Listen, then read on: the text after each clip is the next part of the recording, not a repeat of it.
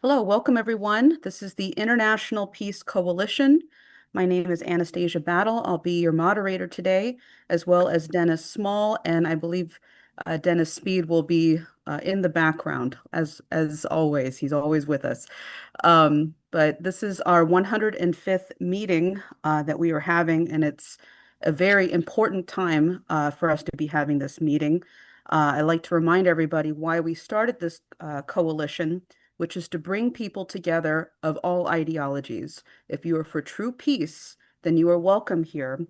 And people from the left, the right, anything in between, as long as you are for peace, we want to have this discussion. We want to coordinate our activities around the world and have the most impact possible. So, and all the more reason why we need to have this meeting right now, given the attacks that have been happening, what Ukraine has done with these drone attacks on Russia. This has hit a nuclear threshold, which, I mean, I pray to God that we can manage to organize as fast as possible to get a new security and development architecture in motion very, very quickly. So miracles can happen, and I believe in the people in this dialogue process that have been participating. So please, if you're on live, if you're on the Zoom, YouTube, wherever, share this meeting invitation to whoever you have, so that way they can also participate in this discussion. We have a very jam-packed agenda today, and we'll have an open discussion with the participants. If you'd like to participate during the discussion with the panelists, please go to schillerinstitute.com, and the IPC registration page should be right up on the top, and you'll get the Zoom link. You must be registered in order to participate. And to start off the discussion today, we have Helga Tsepp-LaRouche, who is the founder of the Schiller Institute and the initiator of the International Peace Coalition. Please go ahead, Helga. The situation has worsened significantly since we met a week ago with the attack of several hundred drones on 4 or maybe 5 military bases deep in the territory of Russia, attacking strategic bombers of the Russian armed forces, that is, bombers which are nuclear capable. Now, there were initial reports that 41 of such bombers would have been destroyed. That probably was not quite the case. It was more like 7 or 11 or whatever. That's not the significance of it. Obviously, the fact is that strikes deep into the territory of Russia, up to 4,000 kilometers, is a completely new situation. According to the Ukrainians, that attack has been prepared in 1.5 years beforehand. And it seems that they were smuggled, these bombs were smuggled into Ukraine. They were loaded on trucks, they were hidden, and then, in an amazingly precision time, all detonated simultaneously, which means a tremendous technical skill to do that in such a coordinated fashion. Now, the significance of this is manifold. It definitely, in my view at least, and we have other people can speak about that on their own view, it does have catapulted the world a lot closer to a possible nuclear war for several reasons.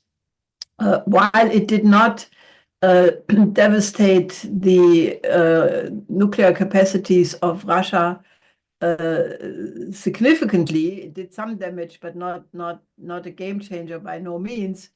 But what that means now is that the adhesion by Russia to the SALT START treaty, which requires both sides who signed this treaty to keep their strategic nuclear forces open so that they can be monitored by satellites, and therefore it can be verified that there is no surprise attack in progress.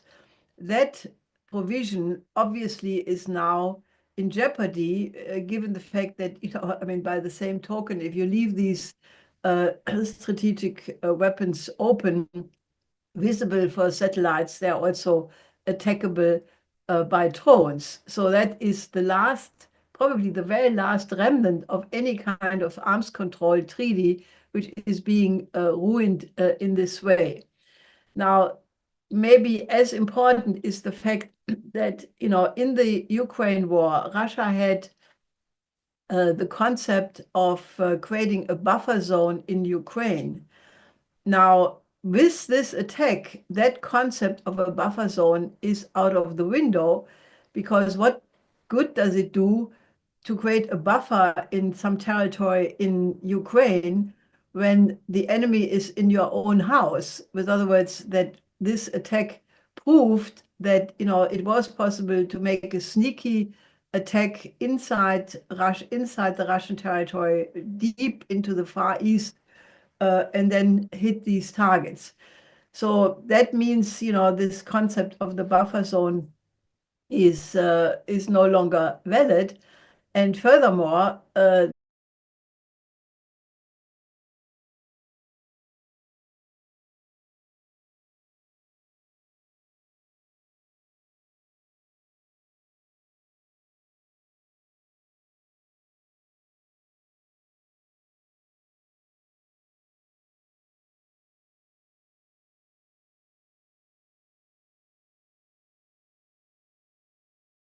He Recording wants in war. progress. He does not want peace. And it's quite clear that NATO and the EU are determined to press on with the war to the extent that they are capable of doing so. I note that that NATO is discussing increasing the military spending of their member nations up to 5% of their national GDP. This would suggest that NATO is going on a war footing. If you look at it, Russia today, in the depths of a very, very major war, is spending roughly 6.3% of their GDP.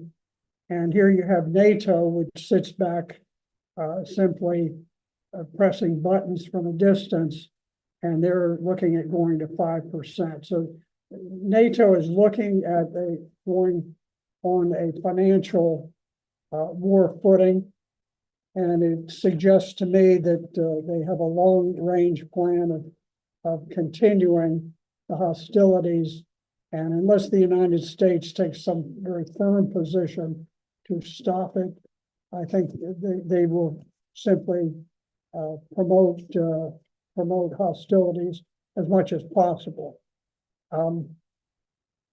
Now, the the U.S. satellite imagery played a very major role in the attack that was staged, and clearly that satellite imagery was used by Ukraine. And it seems likely that the CIA or MI6 had some very substantial, probably lead role in planning the operation overall. I would suggest that the way that the CIA, MI6, and Mossad operate is that each of these intelligence agencies has certain constraints on it. They each have legal constraints.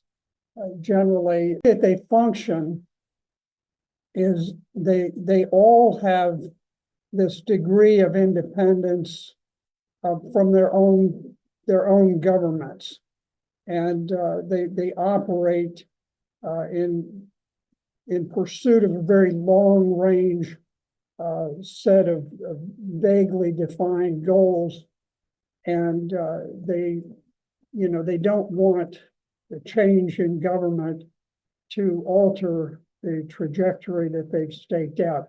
So what will happen is, for example, I happen to know that the CIA and Mossad both use prostitutes in blackmail operations very extensively.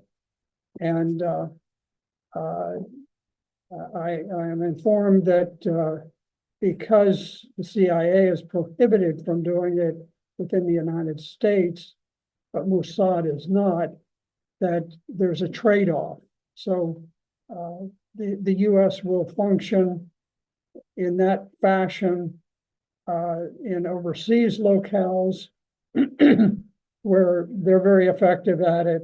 Mossad then does it within the United States, and that way they manage to skirt the national restraints on the use of this type of operation domestically. So you have this coordination which really undermines the sovereignty of individual nations because these agencies are able to accomplish what they want to do without the necessity of violating domestic laws to do it. So we do have that taking place. In any event, I think what we will see is with the drone attacks, while they're very significant, I think just like the F-16s, that was the wonder weapon that was last introduced. And just within the last week, the Ukrainians have fairly well admitted that the F-16 is not capable of confronting Russian modern aircraft.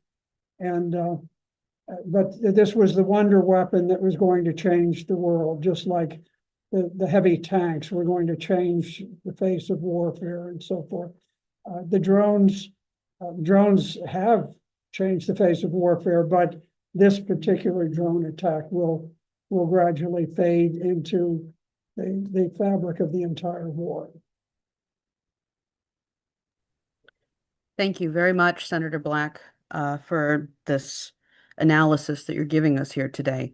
This is very important, I think, in the continuing discussion we're about to have. Next, I'd like to bring in Ray McGovern, a regular IPC participant and a former CIA analyst, and also the co-founder of the Veterans Intelligence Professionals for Sanity. Thank you so much for joining us, Ray. Thank you very much for having me. I have to say that today is a really good example of how we let 100 flowers bloom in this kind of discussion. That's an old Chinese phrase, let 100 flowers bloom, let many opposing schools of thought contend. Neither Helga nor Colonel Black nor I have ever coordinated our presentations, and today you will see the object proof of that, because I come from a very different point of view, closer to Colonel Black than to Helga. Bottom line is that it takes two to tango. What I mean is that it takes two to escalate, and the Russians have chosen not to escalate. Their primary purpose is to have a better relationship with the United States. President Trump is their last white hope, their last window of opportunity to do that. They see in Trump, as they say explicitly, a trustworthy person who is sincere and wants to avoid the kind of thing that the coalition of the what I call them, the dead thinkers in Europe are trying to stoke for whatever reason.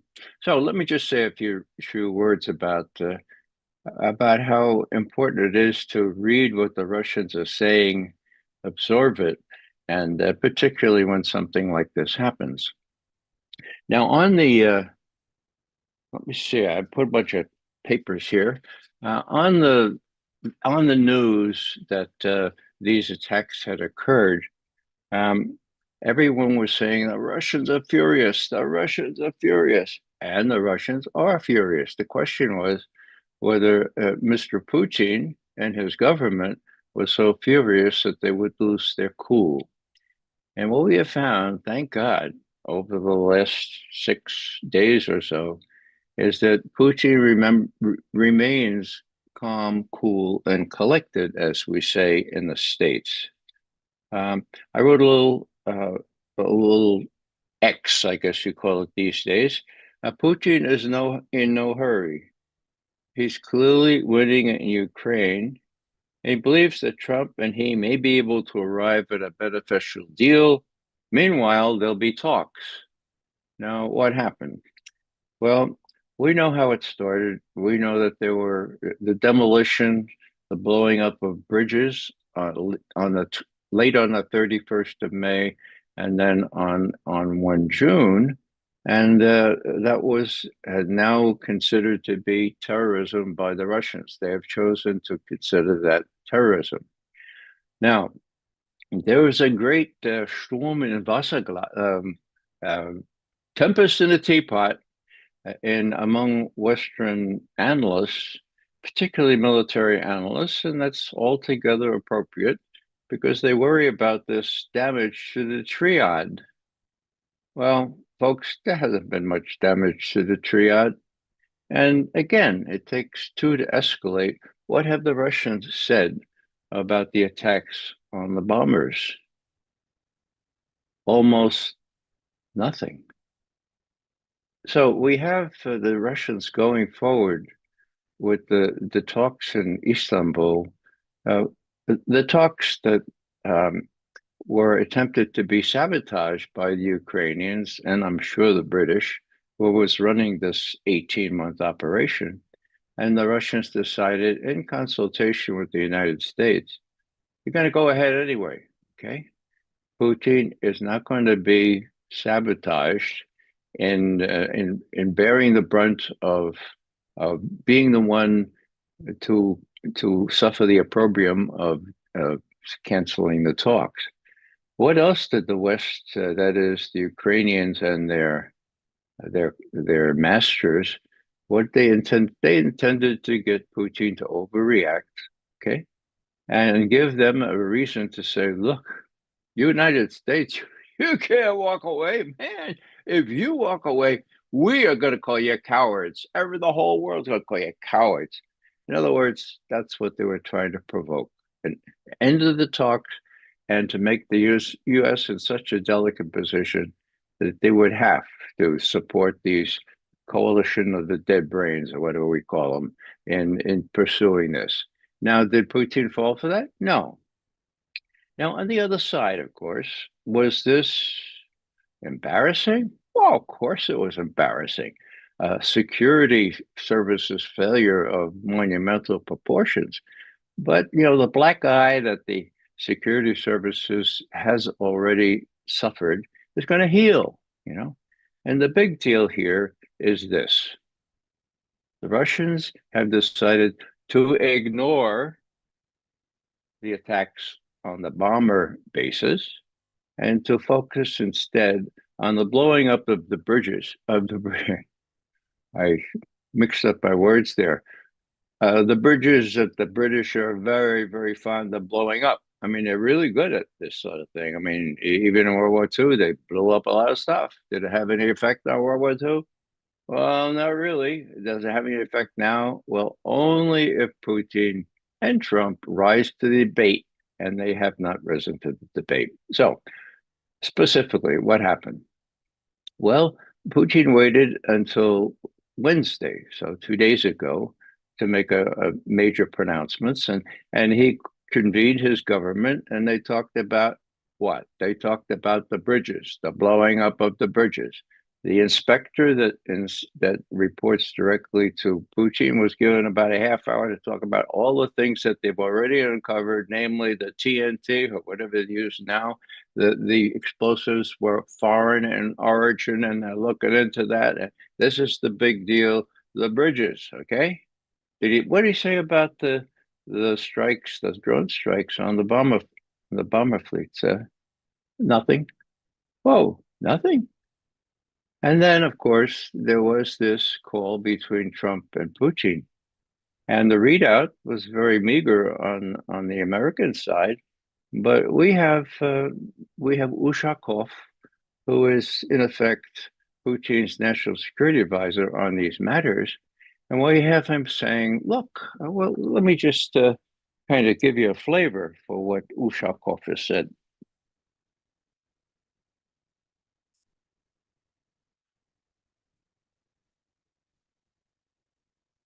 Here it is. Now, this is the Russian readout, okay? And what he said about the Putin-Trump talks was that it lasted an hour and 15 minutes or so. Donald Trump again confirmed that the Americans were not informed about this in advance. Oh, again informed. Well, I think Rubio told Lavrov there as soon as it happens, told him the same thing. This is a terrorist organization we face in Ukraine now. And naturally, the leaders agreed to maintain contacts. Putin told Trump in detail what happened in Istanbul. In these negotiations, it was emphasized to prevent them, Ukraine tried to thwart them and carry out direct instructions that the Kiev regime targeted purely civilian targets. Civilian targets. Well, no mention of bomber bases, okay? So finishing up with Ushakov, Donald Trump believes that perhaps assistance from Russia could even help with Iran. Oh, that's interesting. And at the end of the conversation, both leaders described the exchange as positive and very productive. They agreed to remain in constant contact with each other. And I would note that Donald Trump and Vladimir Putin each praised the efforts of Representative of the US President Stephen Witkoff. Well, there's a very cordial thing. The big thing is it doesn't mention the attacks on the bombers. Now, people very well, to their credit, especially military analysts, are saying, oh my God, that's part of the triad. Oh, let's look up what the revised Russian military doctrine is on nuclear. Oh my God, they could do this. Look, this provision, this provision, they could easily use this as a nuclear, nuclear attack. Well, come on, folks. It doesn't matter what Russian experts are saying abroad. It doesn't matter what people who actually want war want. It matters what the Russians say. And I have just given you a good taste of what the Russians have said. You know, when Trump says outlandish things, calling Putin crazy, as he probably bogeyed the last hole on the 18th before he went before the press there a couple of weeks ago and said Putin's crazy. What was the reaction? Well, Dmitry Peskov, Putin's spokesperson, went to Vladimir Putin and said, well, what do we say to this? And the answer was, well, this what Peskov said is this is a really complicated, overcharged situation. It gets pretty emotional. It gets out of control, but don't take that seriously. We're going to carry this forward. We're going to have the beginnings of detente. That's what Peskov, the tone he took. Now, what else should I say here? Well, I should warn that the Washington Post and the New York Times, of course, are part of the drivers of this foe, in my view, conflict, which will get the US and Russia involved in maybe even a nuclear war. Here's a good example from this morning. I won't take very long with this. Here's the lead New York Times article. Russia on Friday, today, launched one of the largest barrages of missiles and drones in the war against Ukraine, killing at least 4 people. 4 people, mind you, and damaging buildings in Kiev. In what Moscow suggested was retaliation for Ukraine's assault on Russian strategic bases. A lie. The Russians didn't suggest that, okay? We have the Russian Defense Ministry. What did it say?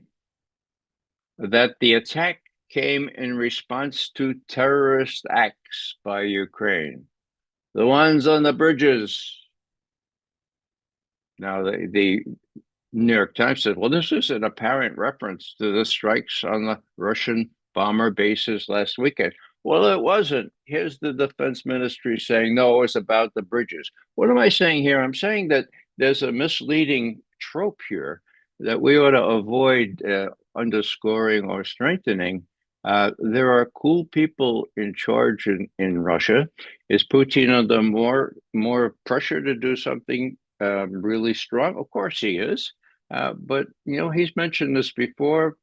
About 6 weeks ago, if memory serves, he told a bunch of sailors up in Murmansk area, he said, look, you know, a lot of people want me to go much faster in Ukraine, but we're winning. We're going step by step.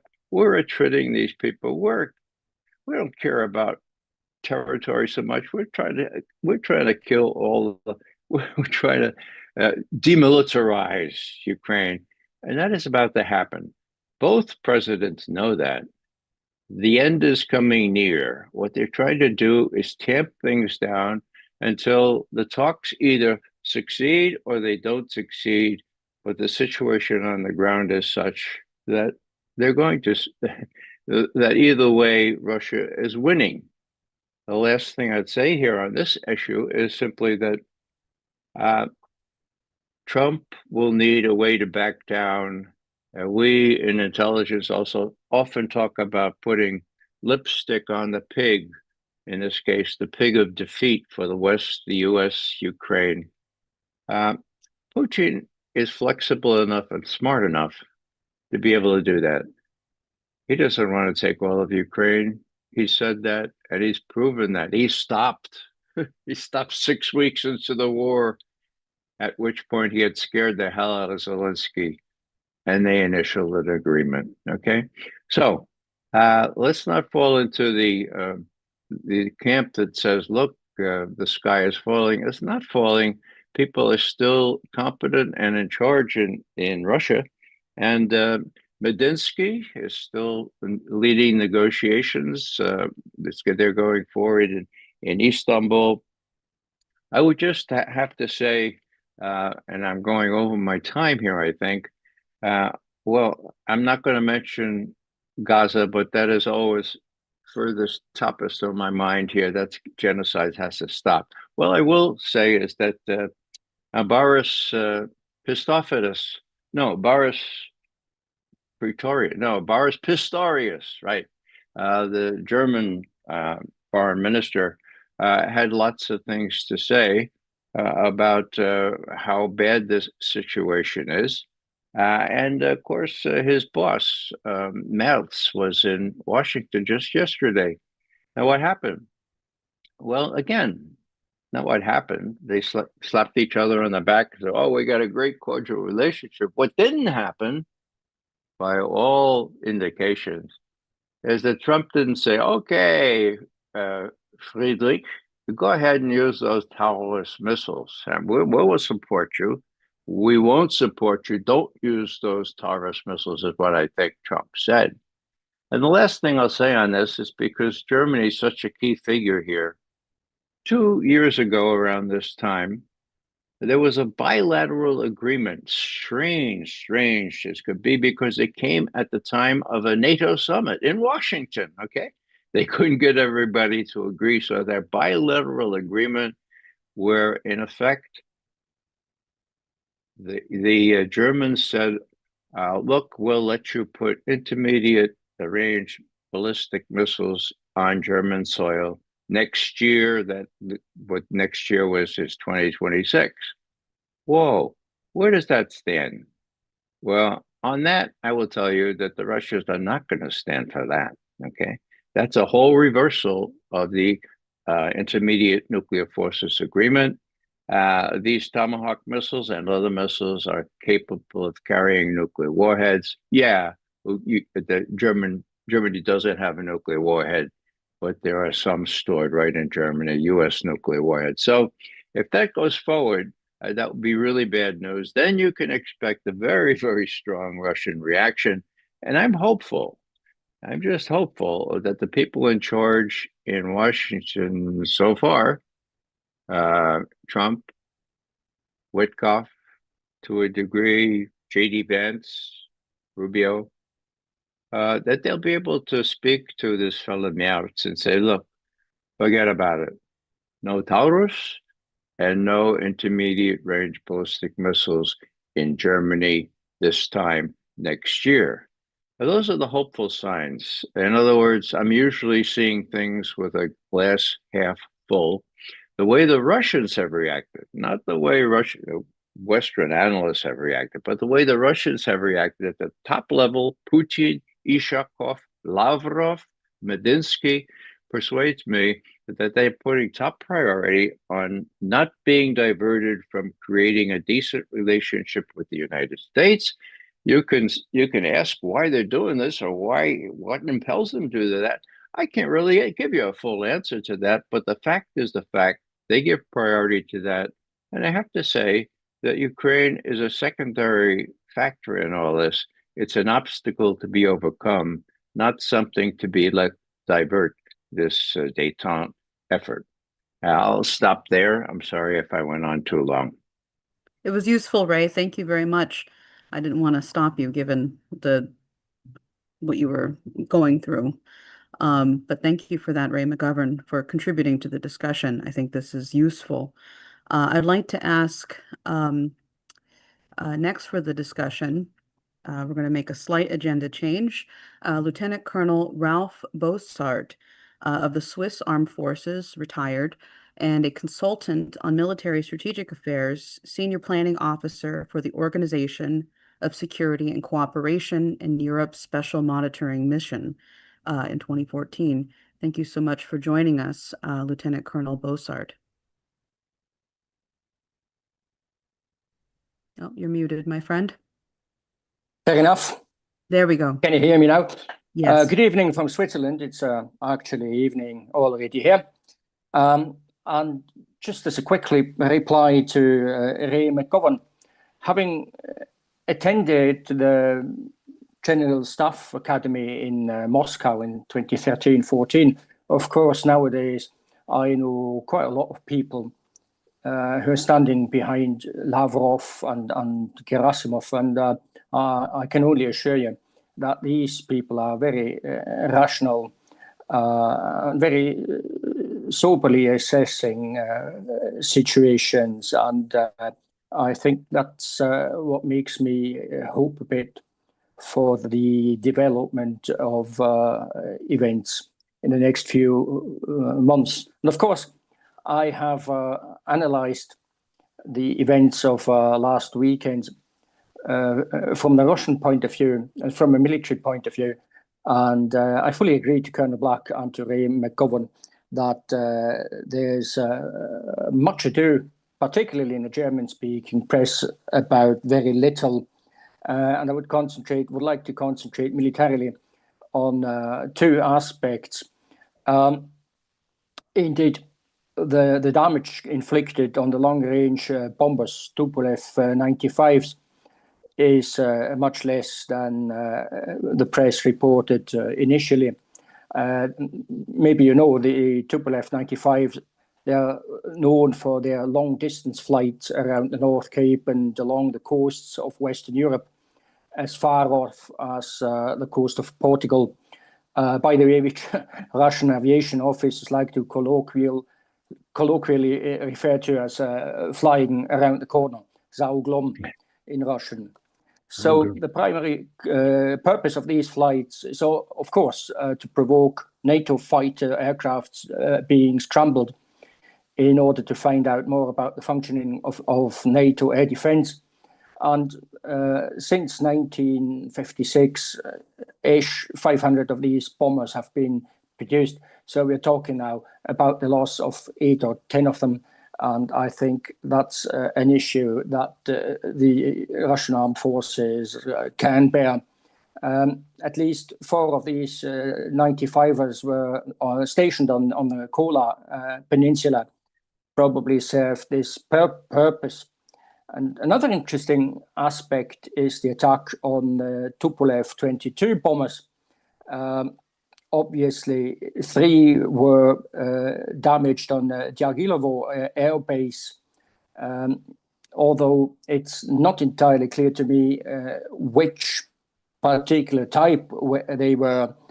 But even according to Ukrainian sources, these bombers were no longer operational. And of course, in the General Staff Academy, I've learned that the Russian armed forces make excessive use of dummy equipment for deception purposes. And I assume that the Ukrainians, but at least particularly, fell for such a deception maneuver of the Russians, and they destroyed dummies of Tupolev 22s. So it's also interesting to note what kind of aircraft was not attacked, and that is namely the Ilyushin 78 tanker aircraft, which are so important for Russia's military force projection. It seems to me as well that the Tupolev 160 fleet remained intact, and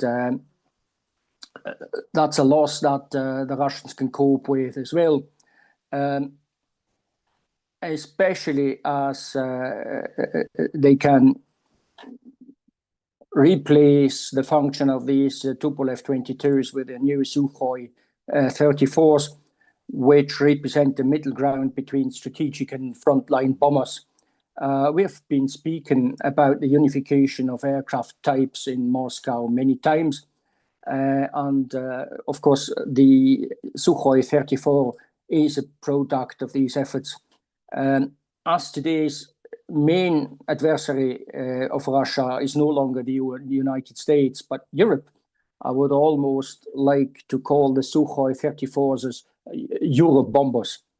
In light of the latest attacks, it was probably a very wise decision by the Russians to also equip the Tupolev 22 M3Ms and the Sukhoi 34s with air-to-air refueling equipment.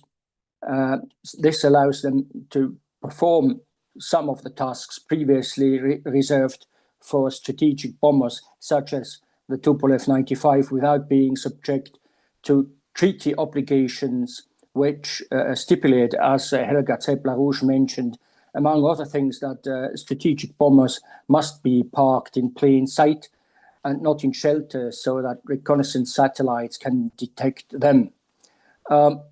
Operations, by the way, of course, showed the limits and the capabilities of the Ukrainian armed forces and the intelligence services, as the operation was prepared for 1.5 years and cannot be repeated as often as required. However, systematic attacks on the aircraft fleets and airfields would be required to eliminate the Russian long-range air forces. In Russia, the attacks, which will no longer influence the course of the current war in Ukraine, will be seen as a kind of rehearsal for a war of revenge, which will have to follow in any case after Ukraine agrees to a ceasefire at some point, a ceasefire, whatever it may be. However, we see that the Ukrainian intelligence services control the information space in Western Europe because there's enough journalists and unfortunately as well people from the intelligence community that are prepared to repeat anything the Ukrainians say without even commenting it or thinking about it, assessing it. Last week's attacks were intended to show Ukraine's Western allies that it can defeat Russia militarily, but nobody is buying this today. especially as the Russians are continuing their advance in the east of the country undeterred. So to sum the military part of it up, the operation was not thought through to the end, I guess. If you attack a sleeping tiger, you should kill it immediately. And in this respect, a comparison with Pearl Harbor in 1941 that we heard so often in the Western press these days is very apt. We know what it ended like for Japan. Now, on a political level, the comparison with Pearl Harbor is not the only historical comparison currently being made. It also brings back memories of the Cuban Missile Crisis and the Cold War in general. The current situation is comparable, I think, to the Cuban Missile Crisis in that there is an acute threat of a war without any mechanisms in place to mediate and de-escalate. Back then, the US almost went literally ballistic after they had found out that the Soviets had stationed ballistic missiles on the island of Cuba. The warning times would have been very short if the Soviets had decided to launch ballistic missiles from there into the United States. But today, for technological reasons, the warning times have become similarly short. Even intercontinental atmospheric gliders are probably only detected by ground-based radar a few minutes before impact. This basically creates a situation in which an escalation can happen very quickly. However, the difference between today and the situation of 1962 is that Russia is not directly threatening the United States, and that the Trump and Putin administrations agree on fundamental issues relating to the security of their countries. However, the dismantling of the system of arms control and confidence building, which I observed myself in Vienna for 6 or 7 years, in which US President Trump also played his part during his first term in office, came at the expense of European security. And I would warn the Europeans, therefore, of further escalating the current conflict. Here, I see another parallel to the Cold War in that the United States and Russia could agree to launch a nuclear war limited on Europe or even individual European states, though they should bear that in mind, I think, in Berlin, in Warsaw and elsewhere. De-escalation can only be achieved if Vladimir Putin and Donald Trump agree not to take advantage of the situation. As Ray McGovern mentioned it in the past, the Kremlin has always reacted slowly but appropriately, avoiding overreactions. And it really looks as if it will remain true to this practice now. But it will react in one way or another. We've just seen it. Russian bloggers are already talking about Russia having a reserve of hundreds of missiles and ballistic missiles and cruise missiles. And apart from that, the Russian army is continuing its campaign in eastern Ukraine slowly, but surely and unhurried. And as long as this is the case, Russia has little interest in a quick ceasefire and will be happy to use any excuse to delay negotiations. I'm also almost certain that the Russians will continue to fulfill their contractual obligations to the United States and continue to openly display their strategic bombers, maybe just mock-ups of them, but I hope they will refrain from that. Putin certainly wants to avoid anything that could be seen as a threat by the Trump administration. And Trump, for his part, has always said that the war in Ukraine is not his war.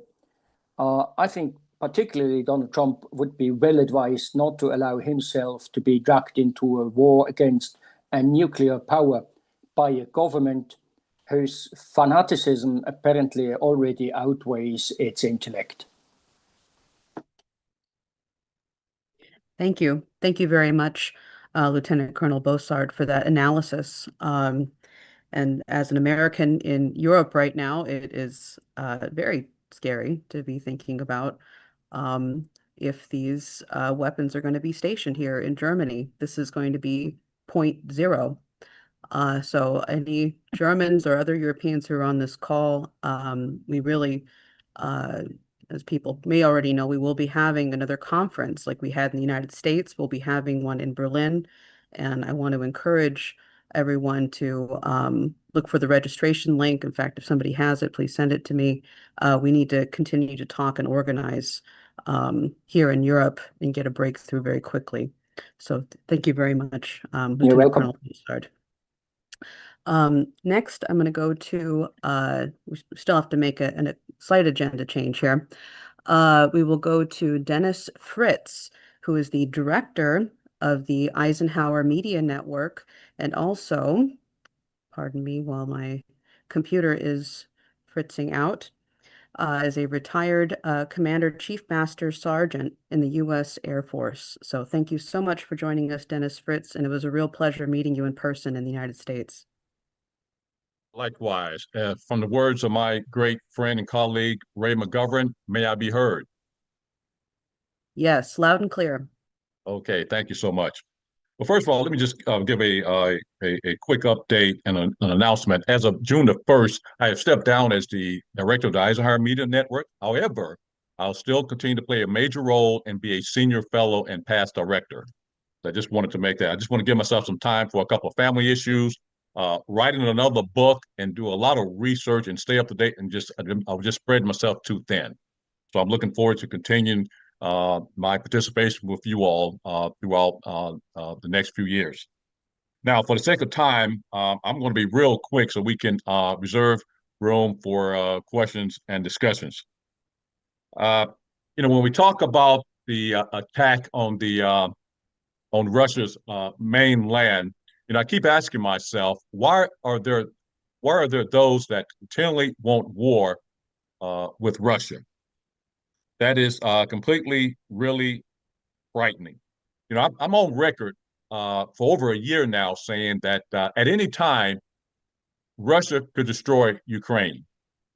Now, as we look at the retaliation that's been taking place today with the massive attacks with missiles and drones, let us not forget that Russia has hypersonic intermediate range ballistic missiles, and they can use those at any time.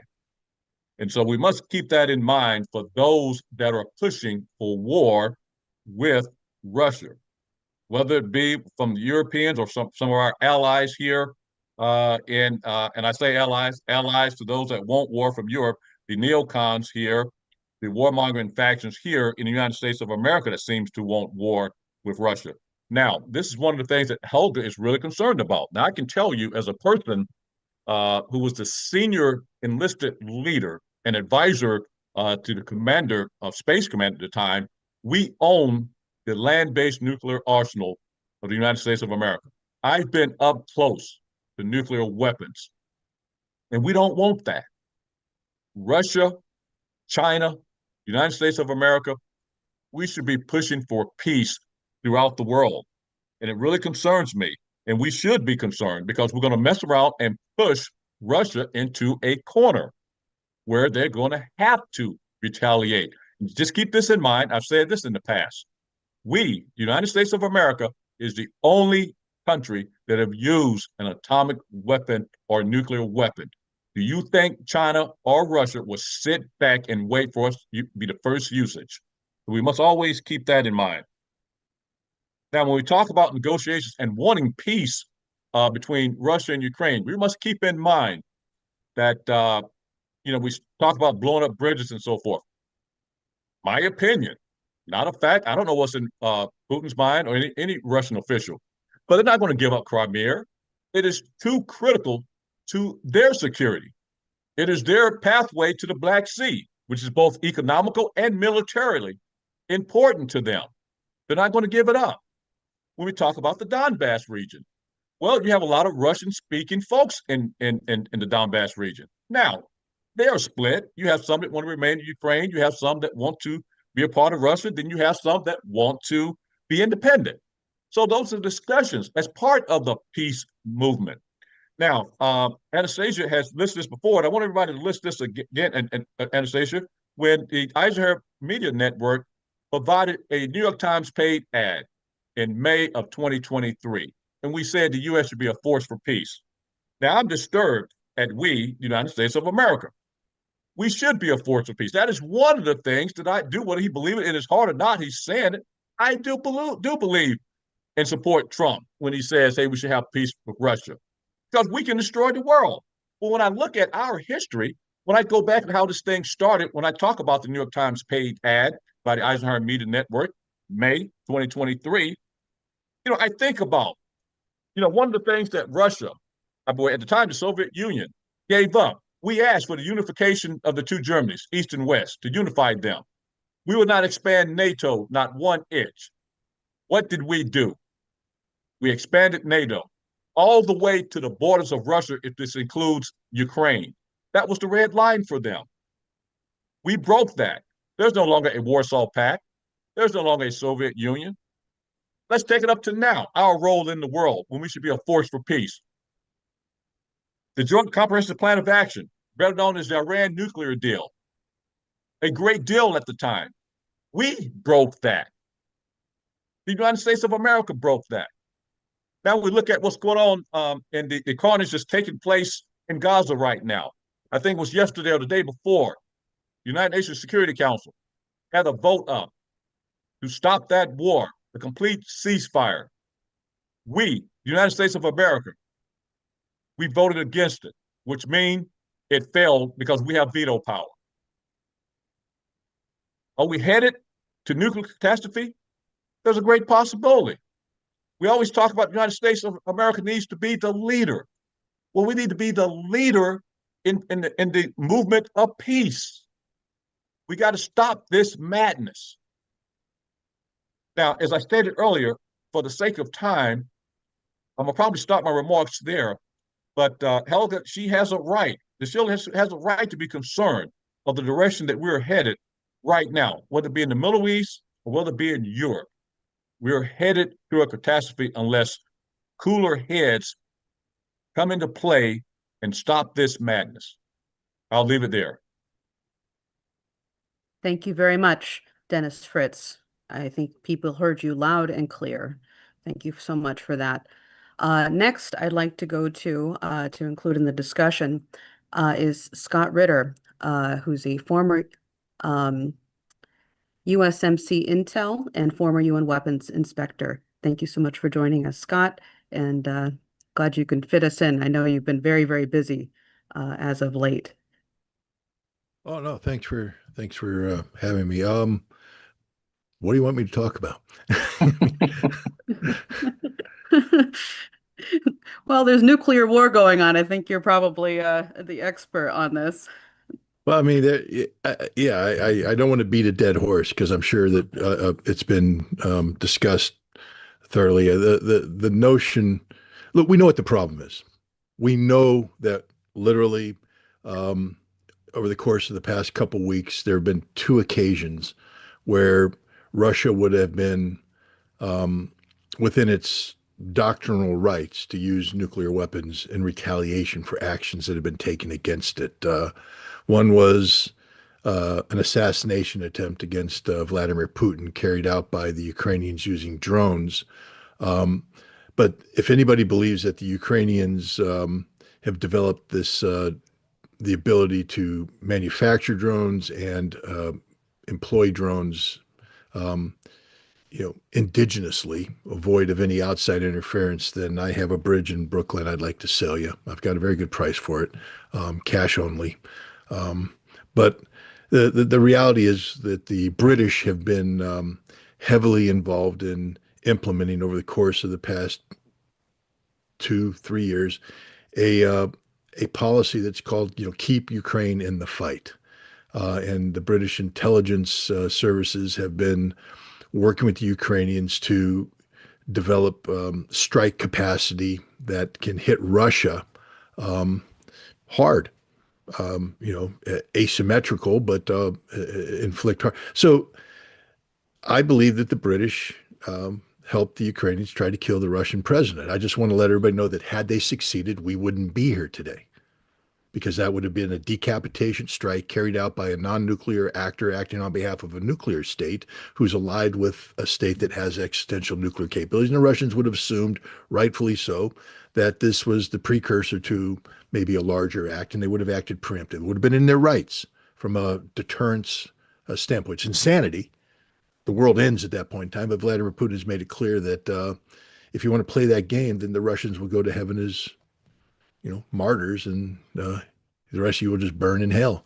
I don't agree with that. I think we just all die. But it doesn't matter. The mindset of the Russian president is that if you want a nuclear war, his mindset is there can't be a world without Russia. And if you try to make a world without Russia, then the world won't exist. And then the most recent action that took place this past weekend was the attack on Russia's strategic nuclear deterrence force. Again, this is a straight up. I mean, I'm just telling you right now that if this had been done against Whitman Air Force Base, Barksdale Air Force Base, Minot, North Dakota, by Mexican cartels acting on behalf of North Korea and China, that the American retaliation would have been immediate and severe and more than likely nuclear. That's just another. And for people who say, well, Scott, how can you? I want to remind you that last November, the director of plans of Strategic Command gave a presentation at a think tank where he said the Biden administration is ready to engage in a nuclear exchange with Russia right now. Not theoretical, we could. Right now, let's do it. Drop the glove, bam, nuclear war. And I thought, wow, that's just ridiculous. Until I talked to a senior member of Congress who is in on those briefings, if you know what I'm talking about. And he acknowledged being briefed on Russia's new nuclear doctrine. And I said, hey, you think the Russians are bluffing? Did the CIA give you the permission? Because the Wall Street Journal and the New York Times are saying, oh, the CIA believes that the Russians are bluffing. I said, is that what the CIA? And he said, no, the exact opposite. The CIA said the Russians aren't bluffing, that this is as real as it gets. And he said, what scared me is the Biden administration said, we're okay with that. We're ready to have a nuclear war over this issue. So for all the people out there that think that, this couldn't happen, wouldn't happen, think again. We have passed the red lines of rationality when it comes to the era that we live in. So we know the problem right now. The problem is we have a lot of nuclear weapons out there. We have nations. Marco Rubio has admitted the United States is in a proxy war with Russia. Good God, if that doesn't blow your mind, nothing else will. The United States is in a proxy war with Russia. The nuclear-armed United States is in a proxy war with the nuclear-armed Russia. Guys, this is end of the world kind of stuff. It's all going to end because you can't have this and simply say, well, it's going to go out on its own. You've got to deconstruct the framework that brought this possibility together. That's the solution. I heard, Dennis, I caught the tail end of what you were saying, and I agree. We need to have a viable peace movement, but what is the peace movement going to do? This is where I probably step on a lot of toes because I'm an action kind of guy. I don't believe in demonstrations anymore. I think demonstrations suck because all demonstrations do, it costs a lot of money, take a lot of time, and people go out there with signs, and the next day, all that energy is dissipated because they have to go home, they have to go back to work. We need to do some fundamental changes. We need to change the way Americans think, Americans approach this problem. And probably the best way to do this, to retrain the American mind, is to get them actively involved in learning about Russia, meeting Russians, talking to Russians, because the disease of Russophobia has enabled those people who are promulgating the policies that have brought us to the brink of nuclear war. It's enabled them because it dumbs down the American audience because they are ignorant of Russia And that from that ignorance comes fear that is exploited by those who put out policies to say, this is how we address your fears. We're here to save you. They're not. They're here to kill you and enrich themselves in the process. And so, I can't claim that I have all the answers. I know I don't. And I can't claim that the answers that I put out there are the right ones. I know many of them aren't. But we have to try. And I'll just put it out here. On June 18th, we're resurrecting the space bridge. Now, people may remember that from 1985 when Phil Donahue and Vladimir Posner got together and had the Citizens Summit. And it was groundbreaking. And it created follow-on activities that led to the breaking down of the wall that separated the American people from the Russian people, began a dialogue that empowered the politicians. Now they saw that the American people weren't afraid to engage with the Russians. The politicians became empowered to engage with the Russians as well. And it led to that brief shining moment, the Camelot of U.S.-Russian relations, where we had the INF Treaty. We were talking to them. We weren't trying to destroy them. It's, yes, the Soviet Union collapsed. Away it went because we weren't responsible enough to deal with this new reality. But there was a brief period of time from 1987 until 1990 where the United States and the Soviet Union had forgotten that we were enemies and were starting to work together as friends. You can't necessarily say colleagues yet because we never matured to that level. I did. I was colleagues with them, but nationally. So we're going to resurrect this. It's the 40th anniversary of this. Unfortunately, Phil Donahue's dead. Vladimir Posner's in his 90s. But a younger generation of Russians have stepped up and say they want to have this conversation. They want to have this dialogue. And who am I to deny this opportunity? And it's a wonderful opportunity to get Americans engaged. So we're going to do this. We're going to do this space bridge. We're going to do this Citizens Summit. And hopefully people will support it and we'll watch it and we'll learn from it and then try to recreate that, because there's no reason why this has to be if this Citizen Summit happens and it's a success and then we walk away from it, might as well just had a demonstration, because it's useless. If all we do is have a Citizen Summit, everybody go, good job, man, that was a great conversation, then they move on, have a demonstration. It's just effective. What we need to do is use this as a seed to plant and then have things grow and other things happen. People take the initiative on their own. Stop waiting for other people to do shit. I don't mean to get bad language, but I'm in just a bad mood. I'm in a foul mood right now. Stop waiting for other people to do shit. Do it yourself. Do you care about your life? This is one of the fundamental questions. And the feeling I get from most Americans, they really don't care about their lives. They don't. They're willing just to sit there and let other people do shit until they die. And then they go, oh my God, that's horrible. I'm making a documentary film. That's the other thing that I'm doing right now. It's called 38 Minutes. 38 minutes refers to that period of time between 8:08 in the morning and 8:46 in the morning on January 13th, 2018 in the state of Hawaii, where on the phones across the entire state, an emergency message flashed. Ballistic missile incoming. Seek shelter immediately. This is not a drill. And for those 38 minutes, the people of Hawaii thought they were going to die. They really did. People were on honeymoon. They got the word, they go, what do we do? Jim Carrey, the famous comedian, has talked about this with Jimmy Fallon. He says, I got a phone call from my producer. She said, we're going to be dead in 10 minutes of missiles coming in. Let's meet. And he said, I want to be in a car when I die. He went to the beach and he reconciled himself to the fact that he is going to die. Other people were desperately trying to reach out to their loved ones, their families. There was a sense of panic because there was nothing they could do. The missile's inbound. That feeling of helplessness needs to be somehow projected onto the American people, because you're about to die. There's nothing you can do about it if the missile starts to launch.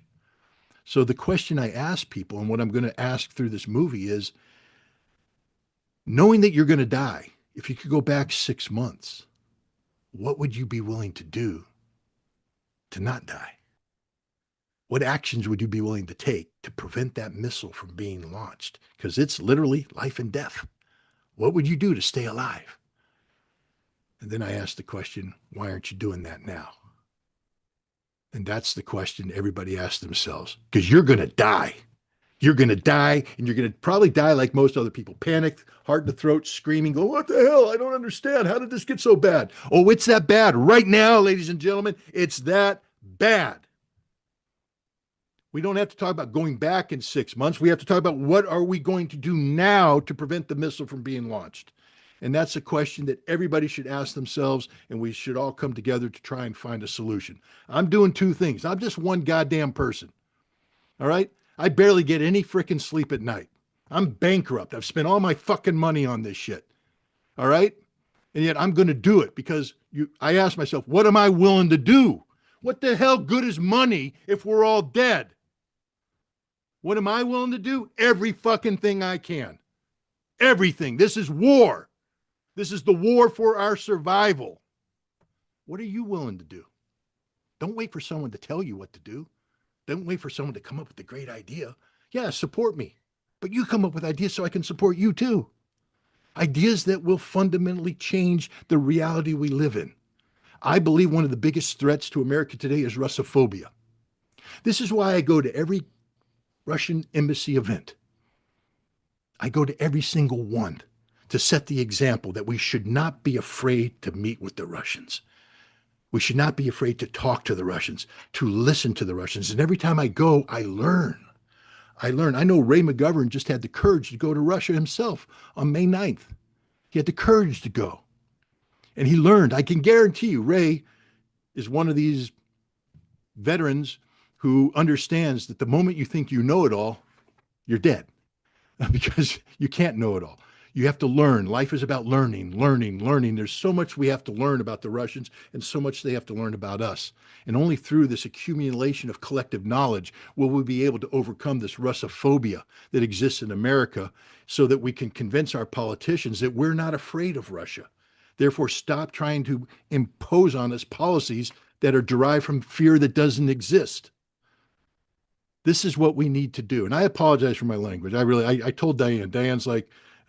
Diane should be able to vouch for this. She said, Scott, you need to come on the IPC call. I said, I don't want to, Diane. She said, why? I said, because I'm in a foul mood. I'm in a horrible mood right now. I'm in a violent mood because I am so angry about the situation that we lived in. But maybe you guys need to see how mad I am. Maybe you need to see how angry I am and understand that I'm not making this shit up. I'm not acting.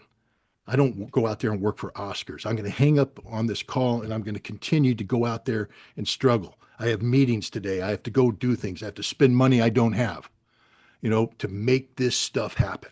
Because I asked myself if I could go back in time 6 months to stop a missile from flying, what would I do?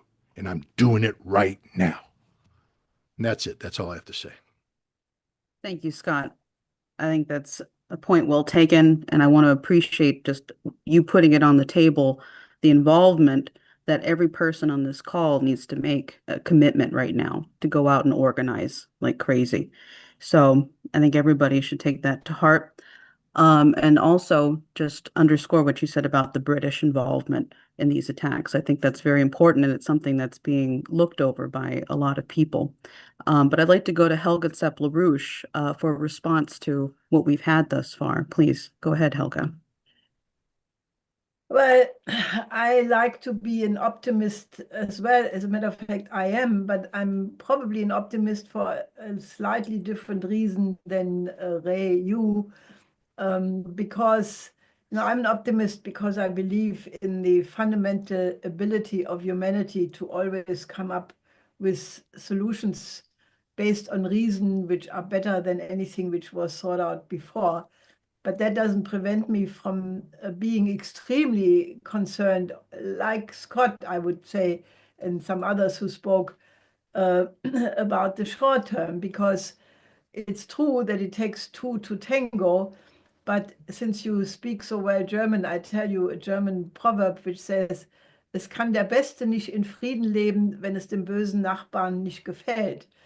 The best person cannot live in peace if the evil neighbor doesn't like it. And I think that that's what we are dealing here with, because, I agree with your assessment about the Russian, attempt not to get drawn into a provocation to be patient, to outflank and be relying on their military progress they're making and so forth. That's all true. But I think that the forces who are trying to destroy Russia are out there. The Deputy Foreign Minister Ryabkov just put out a very stern warning saying that there are serious forces in the United States, and he could have added in Great Britain and unfortunately in the continental Europe, who want to cut Russia into many pieces. And one of those forces is the Jamestown Foundation, which just is having a conference somewhere in the United States, maybe in Washington, where they discuss exactly that, to cut Russia into 40 parts or more. And, there is this long-term going way back, to the Great Game. I mean, it's a continuous pattern. And the other thing which one has to consider, is that why is this confrontation? Why is it that the continental Europeans, or at least those in the coalition of the winning, never came up with a diplomatic alternative? Why is it that they, from the very beginning, were on the course of, like Baerbock saying, ruining Russia, weakening Russia, destroying Russia, and never even considered that diplomacy is a way of conflict resolution, especially when you are dealing with the strongest nuclear power on the planet? What is the motive behind this madness driving something which, in the worst case, as Ted Postol has shown us with all the charts and so forth, if it comes to a war, there is not one stone left in Germany, leave alone a human soul who would survive this. Why take that risk? What is behind this madness? And I think that the simple answer is, it is, and Colonel Wickerson was once here on the program, giving his view about the collapse of the empires. When they collapse, they have a tendency to strike out. And I'm not talking about the Trump America, but I'm talking about the British Empire, which is existing not in the form of nations, but in the form of an oligarchical financial structure, which is, sitting on the City of London, Wall Street. You could add Silicon Valley and the famous Mickey Mac. And there the situation is terrible, because the financial system of that neoliberal system is about to blow out, because they have an unmanageable situation with a debt, over-indebted US 37 trillion debt, but much more important, the 2 quadrillion overextended derivative market, which is like a powder keg. And since they're not willing to change that, because it's based on the maximization of profit for a very small class of billionaires and millionaires at the expense of billions of people all over the world, that is the driving motor for the war. So unless we remedy that as the real cause of the war, these people, and now they have replaced the Ursula von der Leyen's Green Deal with the Rearm Europe. It's just a new form of a new tulip bubble. And as long as they keep trying to feed this system with one bubble after the other, we are sitting in this war danger. So, I think that I'm all for having hope. And I agree with the detailed analysis that the damage done was really not that significant. It's not a game changer. All of these things in detail I agree with, but I think I tend to agree more with Scott's worry, because if you think how fragile this world peace is, take one assassination which functions, or two, which is, there were 2 attempts on Trump already. Take a couple of things which could go wrong, and it would end civilization. And that danger, in my mind, is so absolutely big that we have to not only defeat the present like going from one fire to the next, extincting them. But we need to put humanity on a completely different platform, which is the new security and development architecture, which is a form of living together as a human species and abandoning war as a means of conflict resolution, because in the time of thermonuclear weapons, this implies the danger of annihilation, and therefore we must stop this.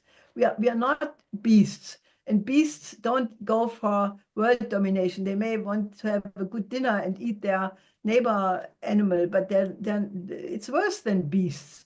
The human being, unfortunately, when there is this lust for greed, for power and so forth, and that takes over, it's worse than beasts. So unless we have remedied that and put the human species on a more safe course, we should not stop our efforts, but redouble and re 10 times them and more. Thank you, Helga. Now, I know there's a ton of questions coming in. I see our Q&A area blowing up, but I think at this point it would be important to go to this really fantastic panel of people and experts to see what their responses are as well before we go to the questions. So I'd like to ask Ray or Dennis or Scott, Lieutenant Colonel Bossard, if any of you have a response. Go ahead, Ray. Can I be heard? Loud and clear. Okay. I just want to point out with respect to the British that my Irish grandfather with a 4th grade education told me something that Professor Jeffrey Sachs, about the brightest person on the globe, just verified. And that was that the British are responsible for every untoward thing that has happened in the world for the last 3 centuries. So, are the British capable of mousetrapping Trump into war? Well, that's a big question, but I don't think the answer is yes. I think Trump is fed up with them, okay? Stormer, well, I won't even say what I think about Stormer. Were the British blowing up these bridges? I'll bet a lot of money, like $5, that they were responsible. They love to blow up things. Were they responsible for these attacks on these far-flung air bases? Probably they ran that operation. Did the CIA know about it? Probably. Did they tell the president? Probably not. Now, let me finish up with another hopeful note here. Tomorrow is D-Day. Tomorrow is the day that President Trump said, we turned the tide of the war and that we won World War II almost single-handedly because we had the biggest army, and we still do. He said that about 4 weeks ago, right? So what did President Putin say about that? Well, as Scott mentioned, I was there at the parade on May 9th, and I was really interested. What is Putin going to say? What kind of snide remark is he going to insert there with respect to the fact that Russia lost 27 million Soviet citizens, whereas the United States, maybe 200,000 in the Western theater, 400,000 all told in World War II? How's he going to put the needle in? And guess what? There was no needle. What Trump said was, we welcome very much, and we remember how the second front into Europe from the West helped us achieve victory. We honor that. We thank our allies for that. No snide remarks, no nothing. Well, what does that tell me? That tells me we have a very unusual person there who will not be provoked, okay? Who will tell the world what he thinks is the case, and will surprise everybody by how much sang-froid he has, okay? Does he face opposition in the Soviet, in Russia for not going faster? Well, he knows he does. He said so. But I think as long as he's working with Trump and giving Trump the benefit of the doubt, as they have, Trump didn't know about those attacks on the airfields, says Ushakov, Putin's best man on this area. And of course, the Russians are not accusing Trump of knowing about it, or the Americans. So all I'm saying here is that let's just rejoice in the fact that people as bright as Jeffrey Sachs knows to confirm what my Irish grandfather said. And I'll repeat just one more thing. That he said that, Raymond, you have to know why the sun never sets on the British Empire. You know that, Colonel Bossart. The reason is that he said that the good Lord would never trust the British in the dark. Okay, well, the British are at the core of these things. I was really interested to see that Jeffrey Sachs, as well as the Schiller Institute, has been aware of that even more pointedly than I. Let's recognize that, and let's greet the fact that Trump knows what Starmer represents, and it's very little except troublemaking, and it's going to behave, or it's going to act towards Starmer and the other coalition of the brain dead in U.S. interests, as well as in the interests of détente across the board. Again, I would just say that Scott Ritter is one of my heroes. I would also say that, when he puts himself out like he has at the end of the Biden administration to prevent a nuclear war, and now to develop citizen-to-citizen contacts, we ought to all be involved in that. We ought to applaud that, because that is one way we can get the kind of détente that our political leaders will be forced into. Thank you, Ray. And I'll just, for the record, I don't trust the British and the light either. I'm sure our other British friends who are on here are very aware. I know a few of you, and they are very aware. Dennis Fritz, I see you have your hand raised. Go ahead. Yes, can you hear me okay? Yes, I can. Yeah, I just want to make a comment on something Ray just said, and about the British and the centuries and so forth. Lately, I've been telling folks, I want you to keep this in mind. I think somebody mentioned my good friend Larry Wilkerson talking about us. We, the United States, being the empire. Well, remember this. I tell folks, the United States is the child of the British. Remember that. And they're living their dream through us. We become the empire, the inheritance of the world from the British, the original colonializers. Now, with that said, remember this. Before the start of the Ukraine-Russia war, and those of you on this know this, Boris Johnson, went over to Ukraine and said, we got your back.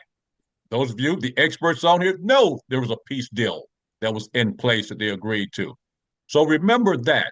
We are the empire, United States of America, working along with the British. And I had one other thought I wanted to make. I wrote myself, speaking of that. Now, when we talk about the imperialistic ideology of the United States of America, I spent some 2 years in the midst of the Pentagon with the neoconservatives, the neocons. This goes back to 1990-91. One of the originals, a guy by the name of Paul Wolfowitz, he drafted what we call the Defense Policy Guidance in the Pentagon, 1990. And the sole goal then was to destroy the Russians, to take over. There was two factions in the Pentagon. There was one that wanted the entire control of the world for resources and just control, to be the so-called leader of the world. And then, unfortunately, there was a faction for the Middle East to support all means, by all means, if it meant the killing of 4,500 military men and women of our United States Air Force, to support Israel in controlling and taking over the entire Middle East. And so what I would tell you, when you talk about the British, well, we are the child. We're the children of the British carrying out their continued dream. Dennis Small. Thank you, Dennis Fritz. Dennis Small, I see your hands raised. Yeah, to actually get a sense of the real danger of the implications of the drone attack on the strategic bomber fleet, I certainly agree it's not the effect on the strategic bomber fleet. They may have knocked out 10% of that bomber fleet, and from what I've read, that's 10% of the triad, so it's 1% of the total capabilities. That's not the problem. The problem is that this is occurring in the context of simultaneous efforts to assassinate President Trump and assassinate President Putin. Scott made a reference to the helicopter incident with Putin. The details are not known, except that Foreign Minister Lavrov did say that there was a drone attack on the president's helicopter. So something certainly happened. And on May 15th, which was just 2 weeks before the drone attack, both Tulsi Gabbard and President Trump, and Noam as well, said James Comey, the former recent ex-director of the FBI, not J. Edgar Hoover 500 years ago, James Comey is threatening to kill the President of the United States. Now, if this could just be left with no one bothering, for Putin with a very cool head, to be sure, and his strategic genius, and Trump with good intentions of wanting to have peace, if things could just be left to them to work it out, I'd be perfectly confident as well. The problem is that along with this statement of intent of attacking the nuclear fleet, the nuclear capabilities, it's not what they wiped out. It's a statement of intent, just like what happened over a 2-year period, attacking Armavir, attacking other nuclear bases of the Russians, including Engels. You put that together with the strategy of tension globally underway, with multiple other assassinations and threats, and specifically hits on Putin and Trump live, then I think you get a sense of what the actual danger is. And of course, I agree with what Helga was saying as to what the origin and the nature of this thing is. I want to read for just briefly a comment of Lyndon LaRouche, where 23 years ago he was talking about what just happened, and he was referring to what happened around 9/11. But I think the concept absolutely applies. He said, look, what was going on here, I know what was going on strategically. It allows no other conclusion than this was an attempted military coup d'etat in the United States with a global strategic purpose of the most ominous implications imaginable. On the coup d'etat side, recall that it is probably the case that Trump was not informed. Trump was not informed. So LaRouche goes on. The worst possible result of this military plot, a potential runaway thermonuclear superpower escalation, was avoided through a timely telephone conversation between U.S. President George W. Bush and Russia's President Vladimir Putin, who called him at the time. And LaRouche said, although the telephone conversation, as repeatedly reported publicly by Bush and by Putin, resulted in a failure of the initial nuclear strategic aims of the attempted coup d'etat, the perpetrators of that attempted coup are still roaming free, are still lurking within the high-ranking positions they held on the early morning of September 11th, and are still poised to strike, menacing the U.S. government and president even still today. Stated 23, 24 years ago, I think that's the reality today, and unless the underpinnings of what's causing that and the clear intention about what's occurred is actually removed through the kinds of proposals which the Schiller Institute and Helga have spearheaded with the idea of a new security and development architecture, until that is actually resolved, then we'll be engaged in firefighting, which is great to put out an immediate fire. I'm really glad Putin and Trump talked, but the incendiary bombs are going to continue to go off. We're facing that problem, and I think that's what we have to address. Thank you, Dennis, for that. I think that's an important point for us to emphasize. Lieutenant Colonel Gossart, I see your physical hand is raised. Please go ahead. Yeah, while I agree to the assessment provided by several participants now, that the immediate impact of last week's attack on strategic air forces of the Russian Federation are probably minor. I want to emphasize that there's an underpinning problem, and that is a generation of European politicians playing the chicken game and this generation obviously consists of a majority of people who have not the foggiest clue what war means and what a nuclear war means, because a nuclear war has never been waged, of course, and these countries, particularly those of Western Europe, they have been waging war far outside Europe, far outside their countries. Let me just remind you of the fact that the last battle that was fought on British soil, that was the Battle of Culloden in 1745. So these folks have not the foggiest idea what they're playing with, the kind of fire that they're playing with, and we should primarily focus on bringing these people to reason, and that does not only include Premier Starmer in Britain, that particularly refers to Chancellor Merz in Germany. And having talked to a former colleague of mine from the Moscow General Staff Academy, now a serving general in the Russian Armed Forces, I can just tell you that there's one thing that he has made very clear, crystal clear.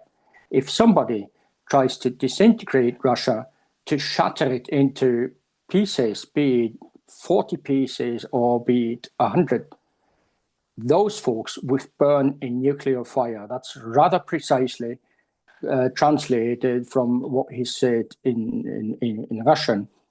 And there may be ways to sort out the problem in Ukraine, one or the other way, a bit more advantageous for Ukraine and the West, or a bit less.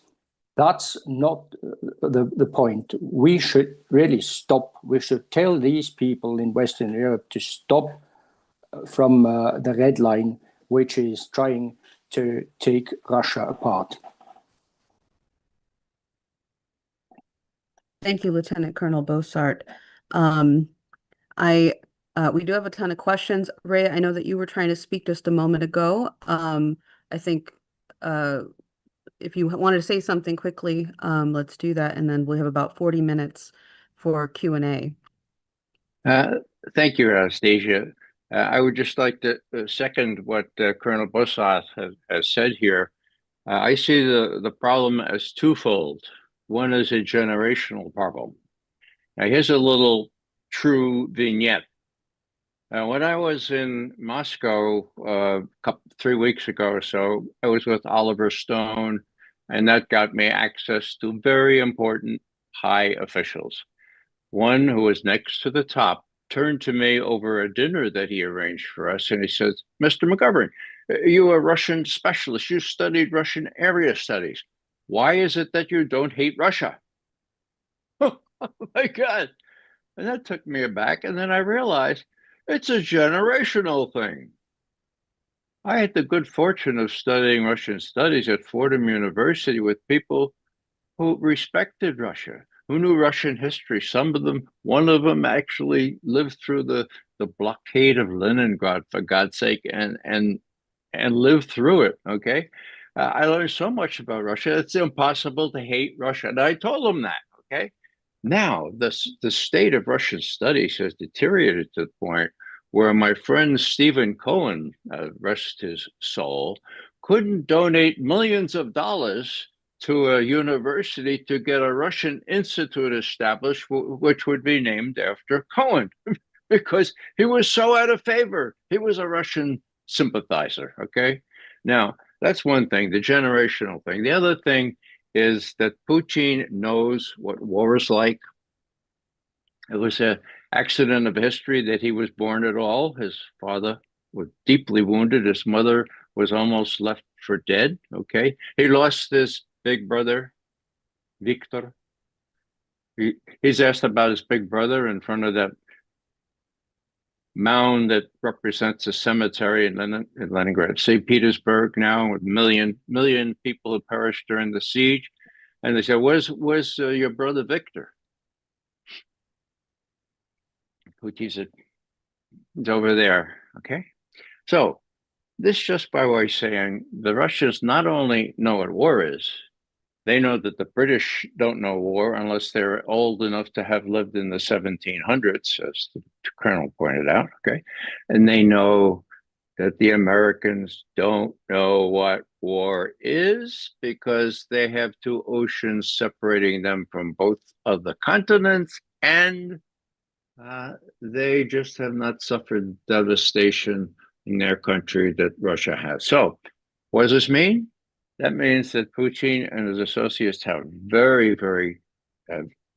have to walk on tenterhooks, but they have brought President Trump around. And again, this assassination thing is very important. The last thing I'll say is that one incentive for Putin to deal with Trump is because he realizes only too well that not only Trump might not be around very much longer, but Putin, might not be around very much longer. This is reality, folks. It's a strange way of saying this is incentive toward peace, but it is. So let's not hinder them. Let's not support the New York Times and the Washington Post by repeating disinformation. Let's convene together like we are just now and spread real information. Thank you, Anastasia. Thank you, Ray. And I see other people are raising their hands, but I really do want to save time for some discussion. We will come back to this. We're not shutting down anything. I just want to make sure that we do a transition so that way people can start getting in line and get prepared for that. So thank you everybody for joining us. If you were on over YouTube, Twitter, whatever outlet you're on, if you'd like to be part of the panel discussion, you must be registered. Go to schillerinstitute.com, and the link to get the RSVP should be right on the top. And sorry, I'm having a little bit of a since I didn't do it last week. If you are in the Zoom chat, you can now raise your hand to get in line. I am opening up the chat now.